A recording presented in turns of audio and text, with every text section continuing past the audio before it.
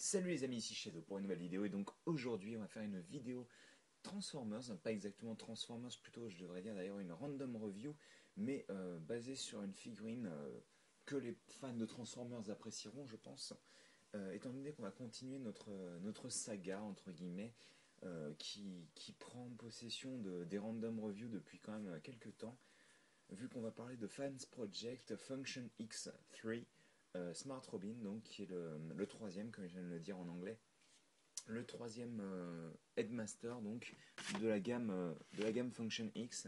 Donc d'abord on a eu notre ami Code premièrement, puis on a eu, alors lui il est en mode robot parce que j'en ai besoin pour la comparaison, on a eu notre ami Quadruple U qui était donc Weird Wolf, donc Chrome Dome Weird Wolf, donc Code Quadruple U.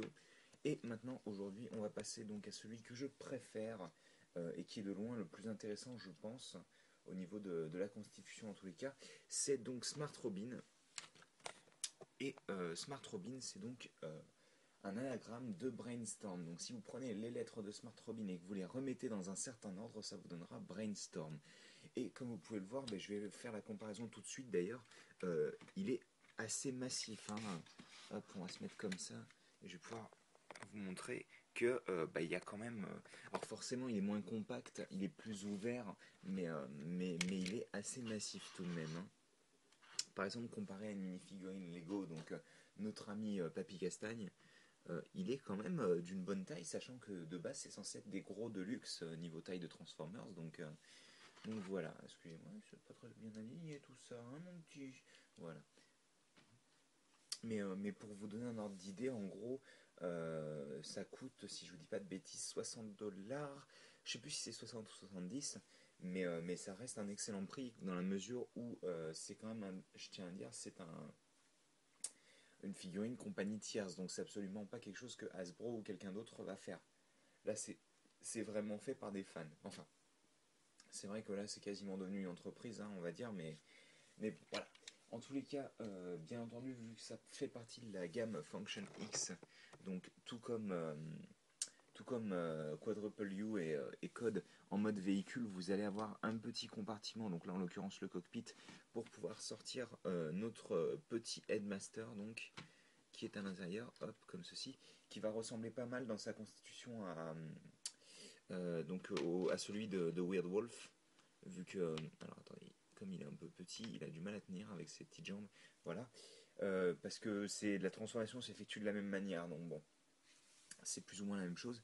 Alors pour refermer le cockpit, surtout pour éviter d'abîmer la peinture, vous écartez un petit peu ces parties-là avant de pouvoir refermer le cockpit correctement, et bien entendu, il est tombé. Les couleurs sont vraiment super jolies et d'ailleurs je trouve qu'elles rendent plutôt pas mal à ma caméra.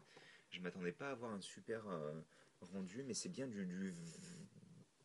du vert aquamarine si vous préférez, un mélange bleu-vert qui penche beaucoup plus vers le vert que vers le bleu et il rend mais du tonnerre. C'est vraiment très très bon je trouve.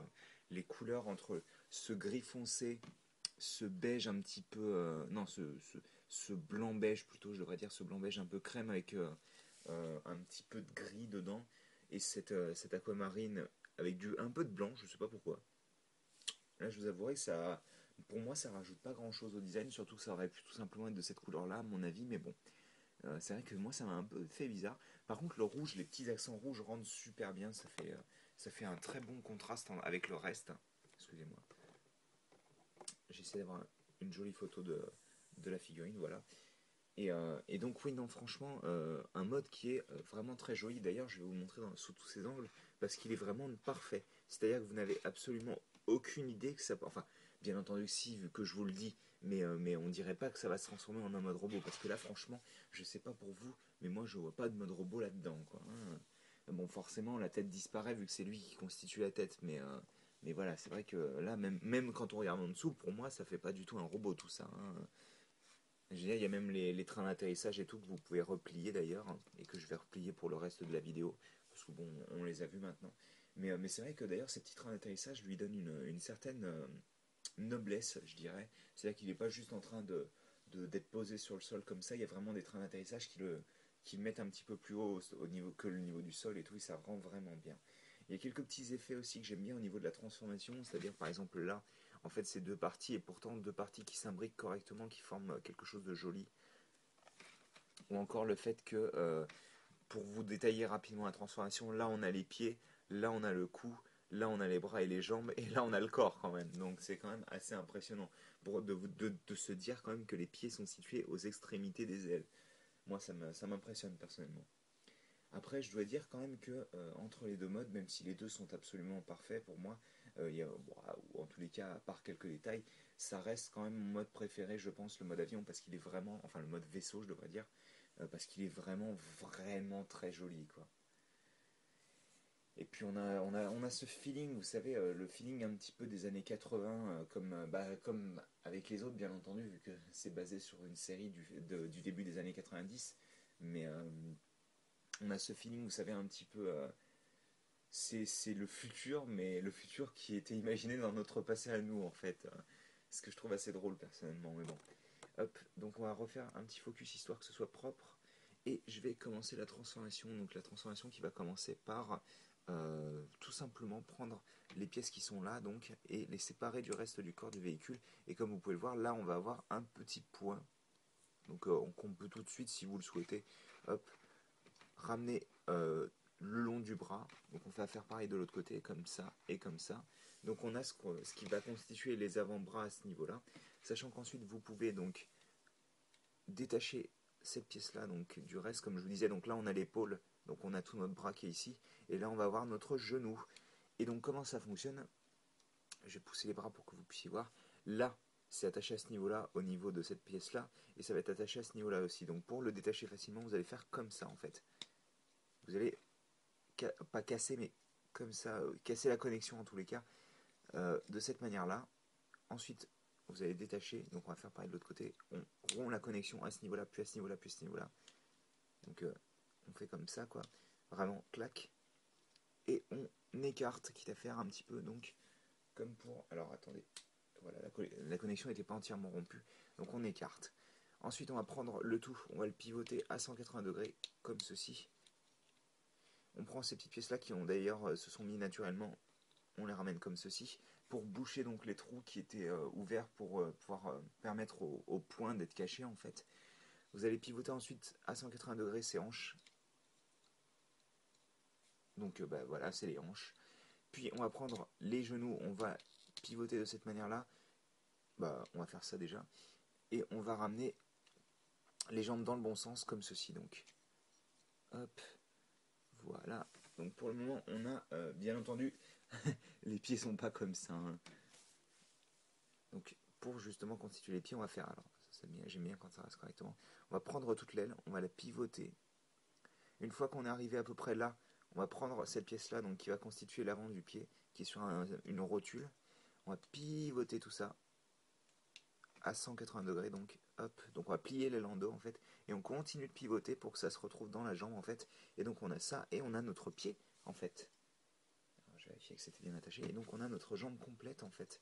Et donc on va faire pareil de l'autre côté, donc je vais vous remontrer. Et là, ce sera peut-être plus simple à voir. Donc, une fois qu'on est arrivé là, on prend là. Ça, ce petit tenon-là va venir se fixer là-dedans, comme ceci.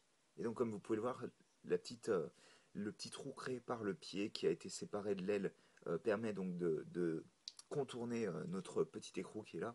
Et on ramène donc le tout à l'intérieur et on a notre pied qui est terminé. Et c'est vraiment une super transformation. C'est, je pense, une des parties les plus impressionnantes de la transformation. Pas la partie la plus impressionnante, vous allez le voir juste après. Donc, étant donné qu'on a tout le bas de fini, il nous reste quand même tout ça dont il faut nous occuper. Donc, on va ramener juste par principe. Alors, attendez, je vais faire placer ma caméra correctement. On va ramener par principe les bras dans le bon sens. Voilà, histoire qu'ils soient placés correctement pour le reste de la transformation.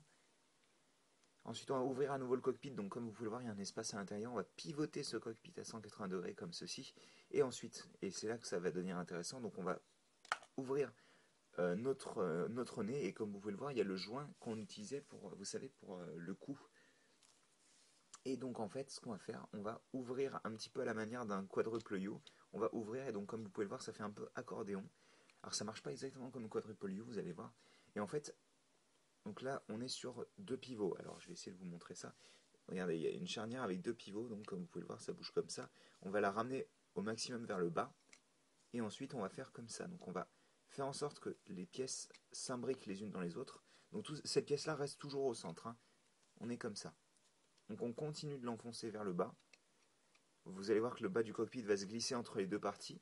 Et donc une fois qu'on a atteint le bas, en fait, ces deux pièces-là se sont imbriquées l'une dans l'autre. On va ramener tout ça comme ça. On va constituer un corps. Alors, super attention quand même. Ça, c'était le sol de la partie du cockpit. Et donc cette partie-là, en fait, on va la clipper. Alors, c'est pas facile. C'est la seule partie de la transformation que j'aime pas trop, je vous avouerai. Parce qu'en fait, ça se détache facilement et au final, ça rend le corps un peu loose. Donc on a ceci. Donc forcément ça représente plus une forme de corps et on va donc utiliser le cockpit qu'on va utiliser comme torse pour refermer tout. Et donc ça, on vient de le placer à l'arrière comme ça, donc ça va constituer le dos avec des petits ailerons. Et en fait, ben on a fini quasiment, hein. On va prendre ces petites épaulettes qu'on va ramener vers le haut. Moi j'aime bien les mettre comme ça, de manière à ce que cette pièce-là soit à plat, quoi. De cette manière-là. Et donc on a notre corps complet, donc on a Smart Robin ou une grosse partie de Smart Robin en mode robot. Ça c'est bon. Je vais faire un focus. Et donc on continue avec notre petit Headmaster. Donc encore une fois ça va. Bah, attendez, je vais faire peut-être un focus sur lui. On va alors, un bon focus serait mieux quand même. Voilà, ça va être bien là. Donc on va faire exactement comme pour les autres. On va prendre au niveau des hanches, on va le plier comme ça. Donc ça permet de faire apparaître la tête et donc la crête qui va donc être soulevée. On prend les genoux. On plie les jambes entièrement comme ça. Sauf que là, comme vous avez peut-être pu l'entendre, il y a un petit clip. Est-ce que ça va le faire? Je vais essayer de le faire. Voilà, vous l'avez entendu sur une des jambes. Il est un petit peu plus fort sur le mien, sur une des jambes que sur l'autre. Mais bon. Donc les bras, vous les positionnez. Moi j'aime bien les positionner vraiment en arrière qui restent sur les jambes en fait.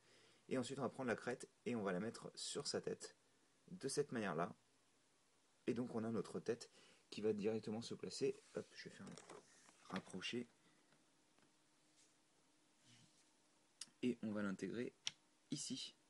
Et donc on a Smart Robin complet en mode robot. Et il défonce, il est vraiment génial. Les couleurs s'agencent super bien je trouve. C'est-à-dire qu'en fait le bleu va rester principalement au niveau du corps, tandis que les membres vont être principalement cette couleur un petit peu beigâtre. Qui est, enfin, moi franchement ce schéma de couleur il me fait vraiment beaucoup d'effet dans la mesure où c'est un schéma de couleur qui est pratiquement pas utilisé. Vous voyez quasiment jamais des couleurs comme ça, quoi. Et franchement ça rend du tonnerre. Ouais, c'est juste magnifique, quoi. Et ce gris, vraiment ce gris et ce rouge qui donne vraiment une dimension au personnage, je trouve, rend vraiment pareil du tonnerre. Et donc on va pousser ça pour le moment, on va faire une comparaison de taille donc avec Quadruple U, c'est pour ça qu'il est en mode robot bien entendu.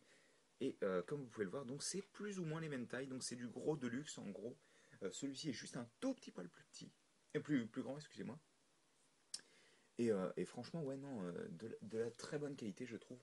Et donc, on va faire quand même une comparaison avec notre papy Castagne, parce que ça fait longtemps qu'il n'est pas apparu, le pauvre. Et oui, non, comme vous pouvez le voir, c'est vraiment une bonne taille, selon moi. Je pense que c'est plus ou moins la taille optimale pour ce genre de figurine, personnellement, parce que ça permet de la faire pas trop chère et de rester dans un niveau de détail qui, pour moi, est vraiment un bon compromis. Donc ça, je le pousse. Et on va se concentrer sur ses armes parce que le pauvre là, même si c'est un scientifique à la base, bah, c'est pas qu'un scientifique et on aime bien pouvoir le faire combattre. Et donc en fait on va retourner la figurine pour cela. Et on va prendre ses ailerons, donc comme ceci. Alors je vous préviens, faites attention quand vous les entrez la première fois parce que c'est vraiment super difficile de les faire rentrer et de les faire sortir. Moi j'ai eu peur plusieurs fois de casser la figurine. J'y vais doucement, j'y vais vraiment super doucement. Donc j'ai vu 2-3 personnes qui l'avaient apparemment sur la chaîne. Ils m'ont dit que quand je l'avais ouvert le Colibé BTS il y a 2 semaines, ils m'ont dit qu'ils l'avaient. Donc faites attention, allez-y doucement. C'est pas quelque chose qui est ultra fragile, mais faites attention, quoi. Donc on a ceci. Et cette pièce-là peut s'utiliser dans 2 manières différentes. Donc on a la version gun tout classique, qui peut porter comme ça, bien entendu. Et on a aussi, bien entendu, Donc c'est deux pièces totalement symétriques, je devrais dire pas identiques à 100%, mais symétriques. Et en fait, si vous voulez, si vous tenez l'arme par le canon, de cette manière-là, vous vous retrouvez avec une sorte de hache. Moi personnellement, j'ai tendance à préférer comment dire, les blasters parce que je pense que c'est plus naturel avec lui. Mais par contre, les haches fonctionnent vachement bien au niveau des poses dynamiques, j'ai trouvé. Alors, pose dynamique, c'est légèrement faux. Vous allez comprendre pourquoi ensuite. Mais franchement, oui, non, les haches rendent plutôt pas mal. J'ai beaucoup aimé le concept. Surtout qu'au final, bah, elles ont une bonne gueule, quoi, comme ça, hein, moi je trouve. Elles ont une bonne gueule. Et puis ça permet d'utiliser la partie aileron autrement que pour juste des détails. Ce que je trouve assez sympa. Alors je mets une pause rapide et je vous fais les articulations ensuite. Voilà. Et franchement, elle tient super bien. Hein. Avec les pieds qu'il a, il tient super bien, il est bien articulé. Vous allez voir ça. Donc ouais, non, franchement, j'en suis plutôt content. Donc on va se concentrer sur donc, les articulations rapidement. Donc la tête est sur un simple pivot contrairement aux deux autres figurines en fait. Et là, hop, je vais bouger plutôt comme ça. Dans la mesure où en fait ils n'ont pas rajouté, vous savez, le joint qui permet de regarder vers le bas ou vers le haut en fonction de la manière dont vous placez la tête. Moi je trouve pas ça très grave personnellement parce que ça me gêne pas particulièrement. Déjà le fait qu'il puisse tourner la tête est une bonne chose. Donc on a un ball joint et c'est là que ça va bloquer comme avec toutes les figurines de la gamme Function X. Vous n'avez pas vraiment... Alors vous pouvez, si je dis pas de bêtises, voilà. Vous pouvez écarter l'épaule plus que ça quand vous la pivotez comme ça. Mais sinon l'épaule est encore très limitée. C'est vraiment un des seuls défauts que j'ai avec cette figurine. Donc on a aussi bien entendu le pivot au niveau du biceps, puis, et là j'ai poussé l'arme, un excellent joint, double joint même pour les coudes. Les mains ne bougent pas, par contre.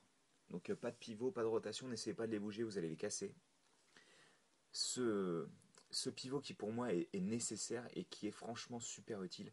Bon bah là en l'occurrence c'est dû à la transformation, mais c'est vraiment super important pour moi parce que ça permet des poses vraiment dynamiques. On va avoir aussi bien entendu le ball joint, la rotule, excusez-moi, au niveau des jambes tout simplement. Puis au niveau de la cuisse, on a un pivot à 180 degrés, 360 degrés. On a un excellent joint au niveau du genou qui vous permet de le remonter beaucoup plus que 90 degrés. Et pour les pieds, on a un pivot comme ceci, puis l'avant du pied est sur rotule. Donc ça permet des poses qui sont plutôt dynamiques, comme vous allez pouvoir le voir. Je vais essayer de vous en faire une bonne.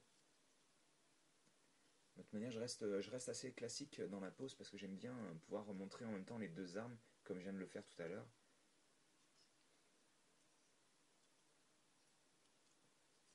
J'espère que ça ne va pas trop cacher les différents détails de la figurine. Je vais essayer de me mettre comme ça plutôt. Hop. Et oui, donc je pense qu'on va s'arrêter là pour la vidéo parce que ça commence à durer un petit peu longtemps, mais je vais quand même faire une petite conclusion. Donc, je pense que vous l'avez compris, mais dans ma vidéo, je suis assez enthousiaste pour cette figurine, tout simplement parce que déjà de base, quand il avait été présenté en forme prototype, c'est vraiment celle qui me plaisait le plus. Et j'avais un petit peu peur lorsque j'ai vu la tête, parce que c'est vrai que quand vous regardez la tête, en fait, je vais essayer de faire un focus correct. La bouche est vraiment assez bizarre selon moi, mais ça m'a pas embêté plus que ça quand je l'avais en main parce que en fait, si vous voulez, c'est vraiment pour moi même si ça reste une figurine fragile à manipuler avec précaution, bien entendu, vu que c'est une figurine de compagnie tierce, ça reste pour moi une figurine qui est fun à manipuler en fait. C'est-à-dire que la transformation est juste, franchement, pour moi c'est sûrement une des meilleures transformations que j'ai faites depuis facilement 1 ou 2 ans quoi. C'est vraiment pour moi une transformation parfaite comme je l'appelle.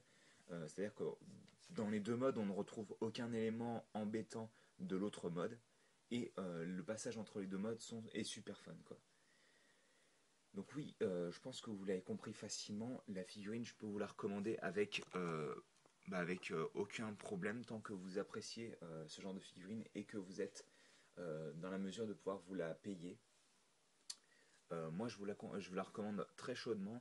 C'est vraiment pour moi la figurine qui montre que cette gamme, c'est pas juste fait comme ça sur un coup de tête. C'est vraiment réfléchi. Et donc bah écoutez, je pense que je vais m'arrêter là vu qu'on va atteindre le stade des 20 minutes. J'espère que vous avez apprécié cette vidéo et moi je vous dis à la prochaine pour une nouvelle vidéo. Allez, à plus.